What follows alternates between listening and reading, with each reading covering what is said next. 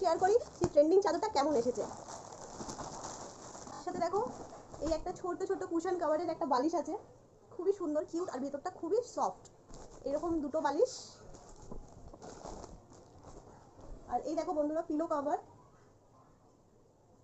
Pillow কভারটা হয়তো আমার বালিশে হয়তো এটা ছোট হতে পারে, কিন্তু জিনিসটা খুব ভালো। আর চাদরটা দেখো, তোমাদেরকে দেখাই, এই দেখো। কিন্তু চাদর বন্ধুরা, এটা যতটা চাদরটা আমি ভেবেছিলাম কটন, কিন্তু এটা কটন না, একেবারে অনেকটা পলিস্টারের মতো। আমি যেহেতু কটন বেডশিট ছাড়া কিছুই পাতি না, আমার জন্য এটা অনেকটাই মানে মন দুঃখ করা একটা জিনিস হয়ে গেছে। তো তোমাদের কেমন লাগলো আশা করি জানিও। কিন্তু আমার এটা জিনিসটা কালার কম্বিনেশন ভালো, ডিজাইনটাও ভালো, তোমাদেরকে আমি পেতে দেখাবো। কিন্তু আমার এটা খুব বেশি পছন্দ হলো না, কারণ এটা কটন না। আমি কটন ছাড়া কোনো বেডশিট একদমই প্রেফার করি না আমার বাড়িতে, ইভেন আমার হাজব্যান্ডও করে না, কেউ আমরা পছন্দ করি না কটন ছাড়া। তো আমার জন্য ব্যাড লাক। তো তোমরা দেখে কমেন্ট করো কেমন হয়েছে চাদরটা। Bye bye.